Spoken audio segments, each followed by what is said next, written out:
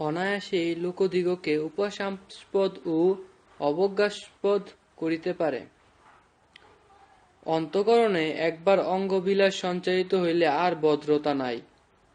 তখন প্রগাঢ় ধীশক্তিসম্পন্ন লোকেরাও নিতান্ত অসাধু অপদার্থ হইয়া যান। তখন আর লজ্জা, ধৈর্য, বিনয়, গাম্ভীর্য কিছুই থাকে না। বন্ধু যে পথে পদার্পণ করিতে উদ্যত হইয়াছেন, জানি না উহা কি বল্কল ধারণের উপযুক্ত, কি জটা ধারণের সমুচিত, কি তপস্যার অনুরূপ, কি ধর্মের অঙ্গ, কি অপবর্গ লাভের উপায়, কি দৈব দুর্বিপাক উপস্থিত, না বলিলে চলে না। উপায়ান্তর ও শরণান্তর দেখি না, কি করি বলিতে হইল। শাস্ত্রকারেরা লিখিয়াছেন, শ্রীয় প্রাণবিনাশে যদি শূরীদের প্রাণরক্ষা হয়, তথাপি তাহা কর্তব্য। সুতরাং আমাকে লজ্জায় জলাঞ্জলি দিতে হইল। তোমার সমক্ষে রোষ ও অসন্তোষ প্রকাশপূর্বক বন্ধুরে সেই প্রকার তিরস্কার করিয়া আমি তথা হইতে প্রস্থান করিলাম। স্নানান্তর সরোবর হইতে উঠিয়া তুমি বাটি আসিলে ভাবিলাম, বন্ধু এক্ষণে একাকী কি করিতেছেন গুপ্তভাবে একবার দেখিয়া আসি। অনন্তর আস্তে আস্তে আসিয়া বৃক্ষের অন্তরাল হইতে দৃষ্টিপাত করিলাম, কিন্তু তাহাকে দেখিতে পাইলাম না। তৎকালে আমার অন্তঃকরণে কত বিতর্ক, কত সন্দেহ, কতই বা ভয় উপস্থিত হইল। একবার ভাবিলাম, অনঙ্গের মোহন করে স্বরমুগ্ধ হইয়া বন্ধু বুঝি সেই কামিনীর অনুগামী হইয়া থাকিবেন। আবার মনে করিলাম, সেই সুন্দরীর গমনের পর চৈতন্যোদয় হওয়াতে লজ্জায় আমাকে মুখ দেখাইতে না পারিয়া বুঝি কোন স্থানে লুকাইয়া আছেন, কি আমি ভর্ৎসনা করিয়াছি বলিয়া ক্রুদ্ধ হইয়া কোন স্থানে প্রস্থান করিয়াছেন, কিংবা আমাকে অন্বেষণ করিতেছেন। আমরা দুইজনে চিরকাল একত্র ছিলাম, কখনো পরস্পর বিরহ দুঃখ সহ্য করিতে হয় নাই। সুতরাং বন্ধুকে না দেখিয়া যে কত ভাবনা উপস্থিত হইল, তাহা বাক্য দ্বারা ব্যক্ত করা যায় না। পুনর্বার চিন্তা করিলাম, বন্ধু আমাকে সমক্ষ হইতে রূপ অধীরতা প্রকাশ করে অতিশয় লজ্জিত হইয়া থাকিবেন। লজ্জায় কে কি না করে। কত লোক লজ্জার হস্ত হইতে পরিত্রাণ পাইবার নিমিত্ত কত অসৎ উপায় অবলম্বন করে। জলে অনলেও ঊর্ধ্বন্ধনেও প্রাণত্যাগ করিয়া থাকে। যা হোক, নিশ্চিত থাকা হইবে না, অন্বেষণ করি। ক্রমে তরুলতা হন। চন্দন বীথিকা, লতা মণ্ডপ, সরোবরের কূল সর্বত্র অন্বেষণ করিলাম, কুত্রাপি দেখিতে পাইলাম না। তখন স্নেহাকাতর মনে অনিষ্ট শঙ্কায় প্রবল হইয়া উঠিল। পুনর্বার সতর্কতাপূর্বক ইতস্তত অন্বেষণ করিতে করিতে দেখিলাম, সরোবরের তীরে নানাবিধ লতাবিশিষ্ট নিভৃত এক লতা গহনের অভ্যন্তরবর্তী শিলাতলে বসিয়া বাম গণ্ড সংস্থাপন পূর্বক চিন্তা করিতেছেন। দুই চক্ষু মুদ্রিত, নেত্রজলে কপোল যুগল ভাসিতেছে, ঘন ঘন নিঃশ্বাস বহিতেছে, শরীর স্পন্দরহিত, কান্তিশূন্য ও পাণ্ডুবর্ণ। হঠাৎ দেখিলে চিত্রিতের ন্যায় বোধ হয়। এরূপ জ্ঞান শূন্য যে কল্পবাদপের কুসুমঞ্জরীর অবশিষ্ট রেণু গন্ধলোভে ভ্রমর ঝঙ্কারপূর্বক বারংবার কর্ণে বসিতেছে, এবং লতা হইতে কুসুমবেণু গাত্রে পড়িতেছে, তথাপি সংজ্ঞা নাই। কলেবর এরূপ শীর্ণ যে সহসা চিনিতে পারা যায় না। তদবস্থাপন্ন তাহাকে ক্ষণকাল নিরীক্ষণ করিয়া অতিশয় বিষণ্ণ হইলাম। উদ্বিগ্ন চিত্তে চিন্তা করিলাম, মকর কেতুর কি প্রভাব। যে ব্যক্তি উহার সরসন্তানের পথবর্তী হয় নাই, সেই ধন্য ও নিরুদ্বেগের সংসার যাত্রা সংবরণ করিয়া থাকে। একবার উহার বানপাতের সম্মুখবর্তী হইলে আর কোন জ্ঞান থাকে না। কি আশ্চর্য! ক্ষণকালের মধ্যে এরূপ জ্ঞানরাশি ঈদৃশ অবস্থান্তর প্রাপ্ত হইয়াছেন। ইনি শৈশবাবধি ধীর ও শান্ত প্রকৃতি ছিলেন। সকলে আদর্শ স্বরূপ জ্ঞান করিয়া ইহার স্বভাবের অনুকরণ করিতে চেষ্টা করিত ও গুণের কথা উল্লেখ করিয়া যথেষ্ট প্রশংসা করিত। আজি কিরূপে বিবেক শক্তি ও তপপ্রভাবের পরাভব করিয়া এবং গাম্ভীর্যের উন্মূলন ও ধৈর্যের সমূলোচ্ছেদ করিয়া দগ্ধ মন্মথ এই অসামান্য সৎস্বভাব সম্পন্ন মহাত্মাকে ইতরজনের ন্যায় অভিভূত উন্মত্ত করিল? শাস্ত্রকারেরা কহেন, নির্দোষ ও নিষ্কলঙ্ক রূপে যৌবকান অতিবাহিত করা অতি কঠিন কর্ম। ইহার অবস্থা শাস্ত্রকার দিগের কথাই প্রমাণ করিতেছে। এইরূপ চিন্তা করিতে করিতে নিকটবর্তী হইলাম এবং শিলাতলের এক পার্শ্বে উপবেশন করিয়া জিজ্ঞাসা করিলাম, সখে, তোমাকে এরূপ দেখিতেছি কেন? বলো, আজি তোমার কি ঘটিয়াছে? তিনি অনেকক্ষণের পর নয়ন উন্মিলন ও দীর্ঘ নিঃশ্বাস পরিত্যাগপূর্বক, সখে, তুমি আদুপান্ত সমুদায় বৃত্তান্ত অবগত হইয়া অজ্ঞানে কি জিজ্ঞাসা করিতেছ? এইমাত্র উত্তর দিয়া রুদন করিতে লাগিলেন। তাহার সেইরূপ অবস্থা ও আকার দেখিয়া স্থির করিলাম, এক্ষণ উপদেশ দ্বারা ইহার কোন প্রতিকার হওয়া সম্ভব নয়। কিন্তু অসন্মার্গ প্রবৃত্ত সুহৃদকে কুপথ হইতে নিবৃত্ত করিয়া সর্বতোভাবে কর্তব্য কর্ম। যাহা হোক, আর কিছু উপদেশ দেই। এই স্থির করিয়া তাহাকে বলিলাম, সখে, আমি সকলেই অবগত হইয়াছি, কিন্তু ইহাই জিজ্ঞাসা করি, তুমি যে পদবীতে পদার্পণ করিয়াছ, উহা কি সাধুসঙ্গত, কি ধর্মশাস্ত্র প্রতিষ্ঠিত পথ, কি তপস্যার অঙ্গ, কি স্বর্গ ও অপবর্গ লাভের উপায়? এই বিগর্জিত পথ অবলম্বন করা দূরে থাকুক, এরূপ সংকল্প কেউ মনে স্থান দেওয়া উচিত নয়। মূঢ়েরাই অঙ্গপীড়ায় অধীর হয়, নির্বুধেরাই হিতাহিত বিবেচনা করিতে পারে না। তুমি কি তাহাদিগের ন্যায় অসৎ পথে প্রবৃত্ত সাধুদের নিকট উপহাসাস্পদ হবে? সাধু বহির্গত পথ অবলম্বন করিয়া সুখাবিলাস কি? পরিণাম বিরস বিষয় ভোগে যাহারা সুখ প্রাপ্তির আশা করে, ধর্মবুদ্ধিতে বিষলতাবানে তাহাদিগের জল শেখ করা হয়, তাহারা কুবলয় মারা বলিয়া অলিশতা গলে দেয়,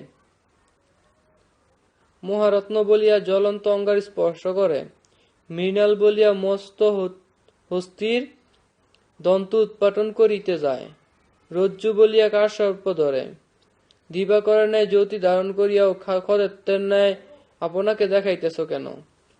সাগরের ন্যায় গম্ভীর স্বভাব হইয়াও উন্মার্গ প্রস্থিত ও উদ্বেল ইন্দ্রিয় স্রোতের সংযম করিতেছ না কেন? এক্ষণে আমার কথা রাখো, ক্ষোভিত চিত্তকে সংযত করো, ধৈর্য ও গাম্ভীর্য অবলম্বন করিয়া চিত্তবিকার দূর করিয়া দাও। এইরূপ উপদেশ দিতেছি, এমন সময়ে ধারবায়ী অশ্রুবারি তাহার নেত্রযুগল হইতে গলিত হইল। আমার হস্তধারণ পূর্বক বলিলেন, সখে, অধিক কি বলিব? ৮০ বিষের ন্যায় বিষম কুসুম স্বরের স্বরসন্ধানে পতিত হও নাই, সুখে উপদেশ দিতেছ। যাহার ইন্দ্রিয় আছে, মন আছে, দেখিতে পায়, শুনিতে পায়, হিতাহিত বিবেচনা করিতে পারে, সেই উপদেশের পাত্র। আমার তাহা কিছুই নাই। আমার নিকটে ধৈর্য, গাম্ভীর্য, বিবেচনা এ সকল কথাও অন্তর্গত হইয়াছে। এ সময় উপদেশের সময় নয়।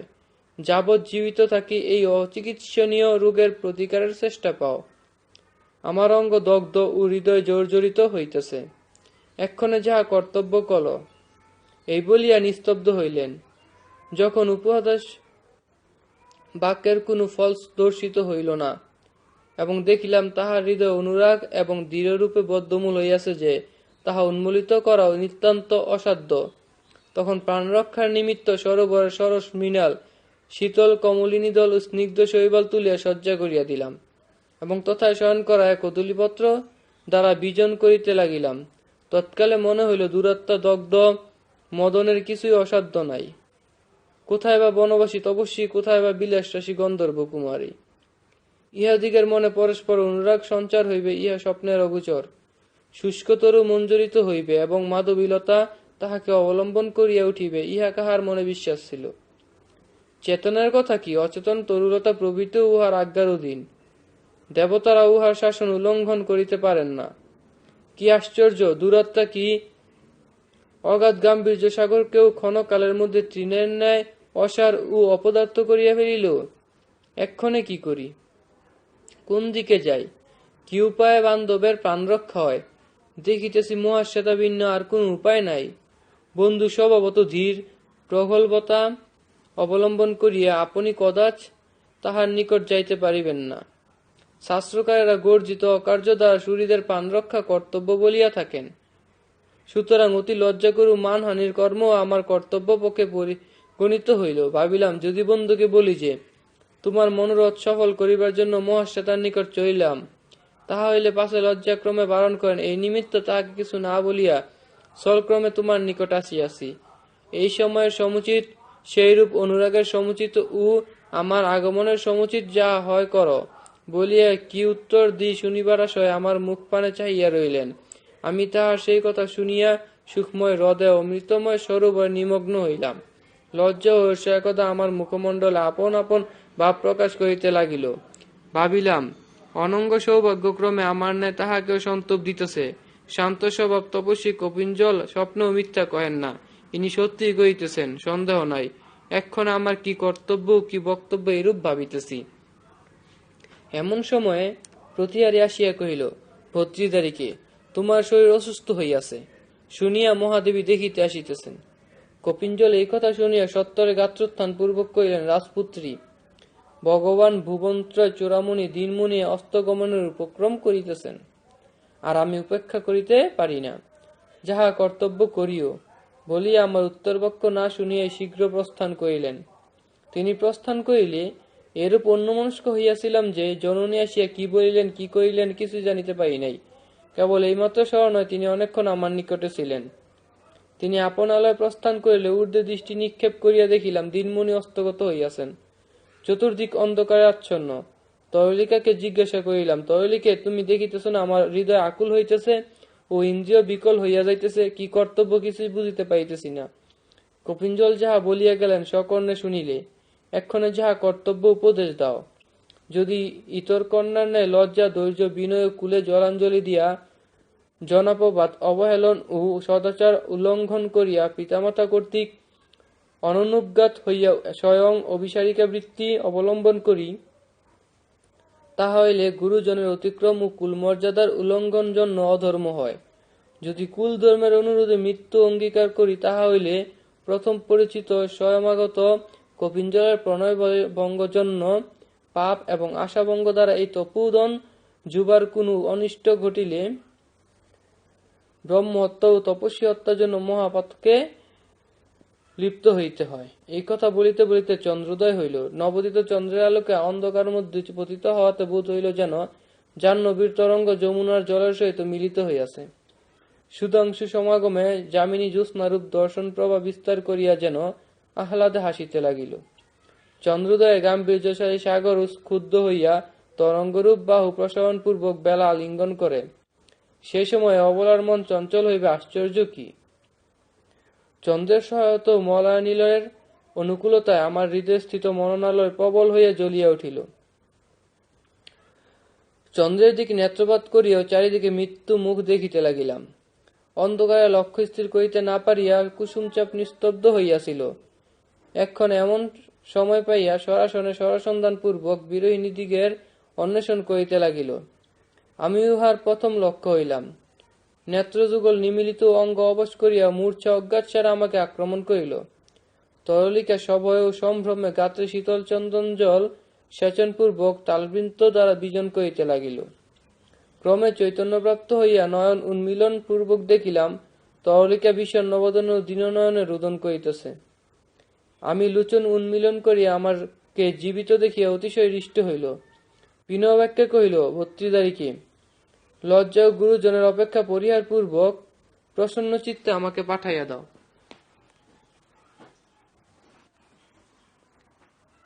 আমি তোমার চিত্তচূরকে এই স্থানে আনিতেছি, অথবা ইচ্ছা হয় চলো, তথায় তোমাকে লইয়া যাই।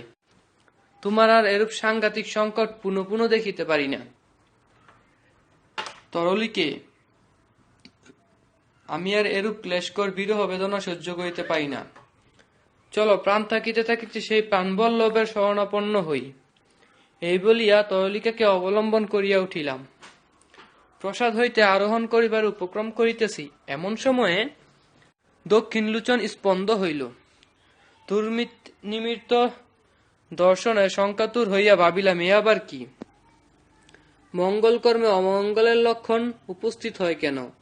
ক্রমে ক্রমে শশধর আকাশমণ্ডলের মধ্যবর্তী হইয়া সুধা সলিলের ন্যায় চন্দনরসের ন্যায় জ্যোৎস্না বিস্তার করিলে ভূমণ্ডল কৌমুদিময় হইয়া শ্বেতবর্ণ দ্বীপের ন্যায় ও চন্দ্রলোকের ন্যায় বোধ হইতে লাগিল। কুমুদিনী বিকশিত হইল, মধুকর মধুলোপে তথায় বসিতে লাগিল। নানাবিধ কুসুমরেণু হরণ করিয়া সুগন্ধ গন্ধবহ দক্ষিণ দিক হইতে মন্দ মন্দ বহিতে লাগিল। ময়ূরগণ উন্মত্ত হইয়া মনোহর স্বরে গান আরম্ভ করিল। কোকিলের কলরবে চতুর্দিক ব্যাপ্ত হইল। আমি কণ্ঠস্থিত সেই অক্ষমাল ও কর্ণস্থিত সেই পারিজাত মঞ্জুরি ধারণ করিয়া রক্তবর্ণ বসনে অবগুণ্ঠিত হইয়া তরলিকার হস্তধারণ পূর্বক প্রাসাদের শিখর দেশ হইতে নামিলাম। সৌভাগ্যক্রমে কেহ আমাকে দেখিতে পাইল না। প্রমোদবনের নিকটে যে দ্বার ছিল তাহা উদ্ঘাটন পূর্বক বাটি হইতে নির্গত হইয়া প্রিয়তমের সমীপে চলিলাম। যাইতে যাইতে ভাবিলাম, অভিসার পথে প্রস্থিত ব্যক্তির দাস দাসী ও বাহ্য আড়ম্বরের প্রয়োজন থাকে না। কন্দর্প সদর্পে সরাসনে সরসন্ধান পূর্বক অগ্রে অগ্র করিয়া সহায়তা করেন। চন্দ্রপথ আলোকময় করিয়া পথ প্রদর্শক হন। হৃদয় পূর্ববর্তী হইয়া অভয় প্রদান করে। কিঞ্চিত দূর যাইয়া তরলিকাকে কহিলাম, তরলিকে, চন্দ্র যেরূপ আমাকে তাহার নিকট লইয়া যাইতেছেন, আমি তাহাকে কি আমার নিকটে লইয়া আসিতে পারেন না? তরলিকে হাসিয়া বলিল, ভর্তৃদ্বারিকে, চন্দ্র কি জন্য আপনার বিপক্ষের উপকার করিবেন? পুণ্ডরীক যেমন তোমার রূপ লাবণ্যে মোহিত হইয়াছেন, চন্দ্র সেইরূপ তোমার নিরুপম সৌন্দর্য দর্শনে বিমুগ্ধ হইয়া প্রতিবিচ্ছলে তোমার গাত্র স্পর্শ ও কর দ্বারা পূর্ণ পূর্ণ চরণ ধারণ করিতেছেন। বিরহীর ন্যায় ইহার শরীরও পাণ্ডুবর্ণ হইয়াছে। তৎকালোচিত এই সকল পরিহাস বাক্য কহিতে কহিতে সরোবরের নিকটবর্তী হইলাম। কৈলাস পর্বত হইতে প্রবাহিত চন্দ্রকান্ত মুনির প্রস্রবণে চরণ দৌত করিতেছিলাম। এমন সময়ে সরোবরের পশ্চিম তীরে রুদন ধ্বনি শুনিলাম, কিন্তু দূর প্রযুক্ত সুস্পষ্ট কিছু বুঝা গেল না। আগমনকালে দক্ষিণ চক্ষু স্পন্দ হতে মনে মনে সাতিশয় শঙ্কা হইল। এক্ষণে অকস্মাৎ রুদনধ্বনি শুনিয়া নিতান্ত ভীত হইলাম। ভয়ে কলেবর কাঁপিতে লাগিল। যে দিকে শব্দ হইতেছিল ঊর্ধ্বশ্বাসে সেই দিকে দৌড়িতে লাগিলাম। অনন্ত নিঃশব্দ নিশীথ প্রভাতে দূর হইতে হা হতভম্বী ও হা দগ্ধহম্বী হায়, কি হইল রে দুরাত্মন? পাপকারীন পিশাচ মদন, কি কুকর্ম করিলি? পাপী পশি দুর্বিনীতে মহাশ্চাতে, ইনি তোমার কি অপকার করিয়াছিল রে? দুশ্চরিত্র চন্দ্রচণ্ডাল, এক্ষণে তুই কৃতকার্য হইলি রে। দক্ষিণানীল, তোর মনোরথ পূর্ণ হইল। হা পুত্রবৎসল ভগবান শ্বেতকেতু, তোমার সর্বস্ব অপহৃত হইয়াছে, বুঝিতে পারিতেছ না? হে ধর্ম, তোমাকে আর অতঃপর কে আশ্রয় করিবে? হে তপ, এতদিনের পর তুমি নিরাশ্রয় হইলে। সরস্বতী, তুমি বিধবা হইলে। সত্য, তুমি অনাথ হইলে। হায়, এতদিনের পর সুরলোক শূন্য হইল। সখে, ক্ষণকাল অপেক্ষা করো, আমি তোমার অনুগমন করি। চিরকাল একত্রে ছিলাম, এক্ষণে সহায়হীন বান্ধবহীন হইয়া কিরূপে এই দেহভার বহন করিব? কি আশ্চর্য! আজন্ম পরিচিত ব্যক্তি কেউ অপরিচিতের ন্যায় অদৃষ্ট পূর্বের ন্যায় পরিত্যাগ করিয়া গেলে যাইবার সময় একবার জিজ্ঞাসাও করিলে না, এরূপ কৌশল কোথায় শিখিলে? এরূপ নিষ্ঠুরতা কাহার নিকট অভ্যাস করিলে? হায়, এক্ষণে সুহৃৎ শূন্য সহোদর শূন্য হইয়া কোথায় যাইব? কাহার শরণাপন্ন হইব? কাহার সহিত আলাপ করিব? এতদিনের পর অন্ধ হইলাম, 10 দিক শূন্য দেখিতেছি, সকলেই অন্ধকারময় বোধ হইতেছে। এই ভারবৃত জীবনে আর প্রয়োজন কি? সখে, একবার আমার কথার উত্তর দাও, একবার নয়ন উন্মীলন করো। আমি তোমার প্রফুল্ল মুখকমল একবার অবলোকন করিয়া জন্মের মতো বিদায় হই। তোমার সহিত তোমার সেই অকৃত্রিম প্রণয় ও অকপট সৌহার্দ্য কোথায় গেল? তোমার সেই অমৃতময় বাক্য স্নেহময় দৃষ্টি স্মরণ করিয়া আমার বক্ষস্থল বিদীর্ণ হইতেছে। কপিঞ্জল আর্তস্বরে মুক্ত কণ্ঠে এরূপ ও অন্যরূপ নানা প্রকার বিলাপ ও পরিতাপ করিতেছেন শুনিতে পাইলাম। কপিঞ্জলের বিলাপ বাক্য শ্রবণ করিয়া আমার প্রাণ উড়িয়া গেল। মুক্ত কণ্ঠে রুদন করিতে করিতে দ্রুত বেগে দৌড়িলাম। পদে পদে পদস্খলন হইতে লাগিল, তথাপি গতির প্রতিরোধ জন্মিল না। তথায় উপস্থিত হইয়া দেখিলাম, যাহার শরণাপন্ন হইতে বাটির বহির্গত হইয়াছিলাম, তিনি সরোবরের তীরে লতা মণ্ডপ মধ্যবর্তী শিলাতলে শৈবাল রচিত শয্যায় শয়ন করিয়া আছেন। কমল কুমুদ প্রভৃতি নানাবিধ কুসুম শয্যার পার্শ্বে বিক্ষিপ্ত হইয়াছে। মৃণাল ও কদলীপল্লব চতুর্দিকে বিকীর্ণ আছে। তাহার শরীর নিস্পন্দ, বোধ হইল যেন মনোযোগপূর্বক আমার পদশব্দ শুনিতেছেন। মনক্ষোভ হইয়াছিল বলিয়া যেন একমনা হইয়া প্রাণায়াম দ্বারা প্রায়শ্চিত্ত করিতেছেন। আমার হইতেও আরো একজন প্রিয়তম হইল বলিয়া যেন ঈশ্বর প্রযুক্ত প্রাণদেহকে পরিত্যাগ করিয়া গিয়াছে। ললাটের ত্রিপুণ্ড, স্কন্ধে বলকলের উত্তরীয়, গলে একাবলীমালা, হস্তের মৃণাল বলয় ধারণ পূর্বক অপূর্ব বেশ রচনা করিয়া যেন আমার সহিত সমাগমের নিমিত্ত অনন্য মনে হইয়া মন্ত্র সাধন করিতেছেন। কপিঞ্জল তাহার কণ্ঠ ধারণ করিয়া রোদন করিতেছেন। অচিরমিত্র সেই মহাপুরুষকে হতভাগিনী ও পাপকারিণী আমি গিয়া দেখিলাম। আমাকে দেখিয়া কপিঞ্জলের দুই চক্ষু হইতে অশ্রুস্রোত বহিতে লাগিল। দ্বিগুণ শোকাবেগ হইল। অতিশয় পরিতাপপূর্বক হা হতুস্মি বলিয়া আরো উচ্চস্বরে রোদন করিতে লাগিলেন। তখন মূর্ছা দ্বারা আক্রান্ত মুহে নিতান্ত অভিভূত হইয়া বোধ হইল যেন অন্ধকারময় পাতাল তলে অবতীর্ণ হইতেছি। তদনন্তর কোথায় গেলাম, কি বইলাম, কিছুই মনে পড়ে না। স্ত্রীলোকের হৃদয় পাষাণময়, এই জন্যই হোক এই হতভাগিনীকে দীর্ঘ সুখ ও চিরকালের দুঃখ সহ্য করিতে হইবে বলিয়াই হোক, দৈবের অত্যন্ত প্রতিকূলতাবশতই হোক, জানি না কি নিমিত্ত এই হতভাগিনীর প্রাণ বহির্গত হইল না। অনেকক্ষণের পর চেতন হইয়া ভূতলে বিলুণ্ঠিত ধূলিধূসরতি আত্মদেহ অবলোকন করিলাম। প্রাণেশ্বর প্রাণত্যাগ করিয়াছেন, আমি জীবিত আছি। প্রথমত ইহা নিতান্ত অসম্ভব্য, অবিশ্বাস্য ও স্বপ্নকল্পিত বোধ হইল। কিন্তু কপিঞ্জলের বিলাপ শুনিয়া সে ভ্রান্তি দূর হইল। তখন হা হতস্মি বলিয়া আর্তনাদ পিতামাতা সখী দিগকে সম্বোধন করে উচ্চস্বরে বিলাপ করিতে লাগিলাম। হে জীবিতেশ্বর, এই অনাথাকে পরিত্যাগ করিয়া কোথায় গেলে? তুমি তরলিকাকে জিজ্ঞাসা করো। আমি তোমার নিমিত্ত কত কষ্ট ভোগ ও কত ক্লেশ সহ্য করিয়াছি। তোমার বিরহ একদিন যুগ সহস্রের ন্যায় বোধ হইয়াছে। প্রসন্ন হও, একবার আমার কথায় উত্তর দাও। আমি লজ্জা ভয় কুলে জলাঞ্জলি দিয়া তোমার শরণাপন্ন হইতে আসিয়াছি। তুমি রক্ষা না করিলে আর কে রক্ষা করিবে? একবার নেত্র উন্মিলন করিয়া এই অভাগিনীর প্রতি দৃষ্টিপাত করো, তাহা হইলে কৃতার্থ হই। আমার আর উপায়ন্তর নাই। আমি তোমার ভক্ত, তোমার প্রতি সাতিশে অনুরক্ত। তোমা বই কাহাকেও জানি না। তুমি দয়া না করিলে আর কে দয়া করিবে? এখনো জীবিত আছি। না পিতামাতার বশবর্তিনী হইলাম, না বন্ধুবর্গের ভয় রাখিলাম, না আত্মীয়গণের অপেক্ষা করিলাম। সমুদায় পরিত্যাগ করিয়া যাহার আশ্রয় লইতে আসিয়াছি, সেই প্রাণেশ্বর কোথায়? তিনি কি আমার নিমিত্ত প্রাণত্যাগ করিয়াছেন? ওরে কৃতজ্ঞ প্রাণ, তুই আর কেন যাতনা দিস? এই হতভাগিনীর মৃত্যু নাই। যম ওই পাপকাহিনীর কে স্পর্শ করিতে ঘৃণা করেন। কি জন্য আমি তোমাকে তাদৃশ অনুরক্ত দেখিয়া গৃহে গমন করিয়াছিলাম? আর গৃহে প্রয়োজন কি? পিতামাতা বন্ধুজন পরিজনের ভয় কি? এতক্ষণে কাহার শরণাপন্ন হই, কোথায় যাই? ওই বন দেবতে ভগবতী ভবিতবেতে অম্ববু সুন্দরে করুণা প্রকাশ করিয়া দৈতে জীবন প্রদান করো। গ্রহাবিষ্টের ন্যায় উন্মত্তার ন্যায় এইরূপ কত প্রকার বিলাপ করিয়াছিলাম, সকল এক্ষণ স্মরণ হয় না।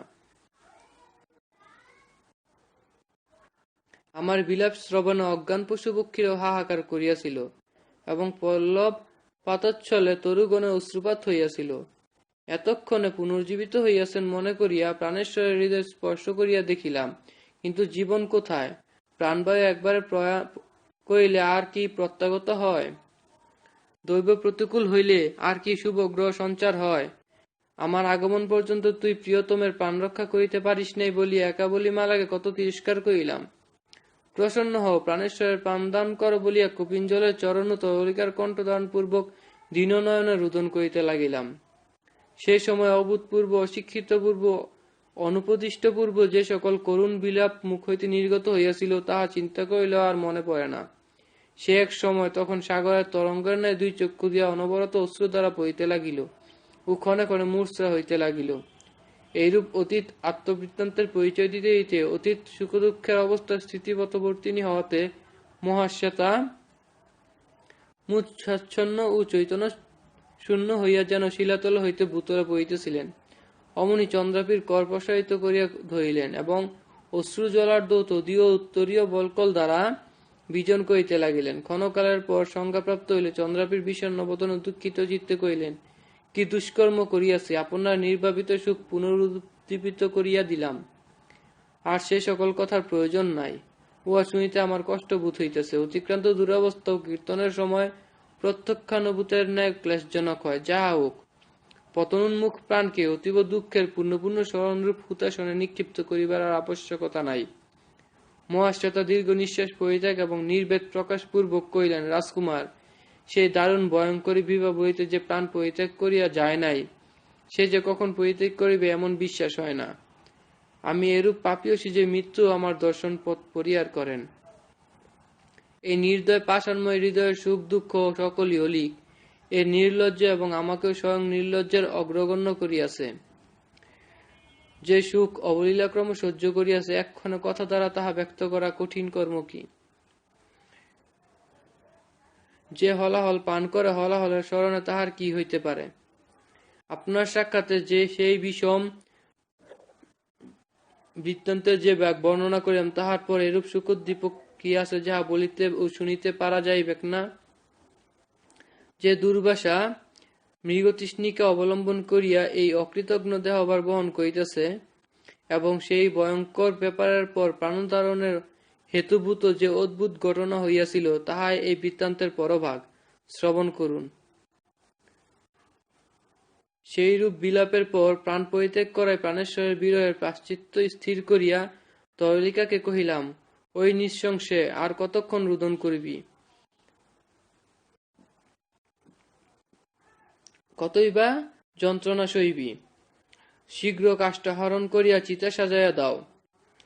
জীবিতেশ্বরের অনুগমন করি। বলিতে বলিতে মহাপ্রমাণ এক পুরুষ চন্দ্রমণ্ডল হইতে গগনমণ্ডল অবতীর্ণ হইলেন। তাহার পরিধান শুভ্র বসন, কর্ণে সুবর্ণ কুণ্ডল, বক্ষস্থলে হার ও হস্তে কেয়ূপ। সেরূপ উজ্জ্বল আকৃতি কেহ কখনো দেখেন নাই। দেহ প্রবায় দিগ্বলয় আলোকময় করিয়া গগন হইতে ভূতলে পদার্পণ করিলেন। শৈলের সৌরভে চতুর্দিক আমোদিত হইল। চারিদিকে অমৃত বৃষ্টি হইতে লাগিল।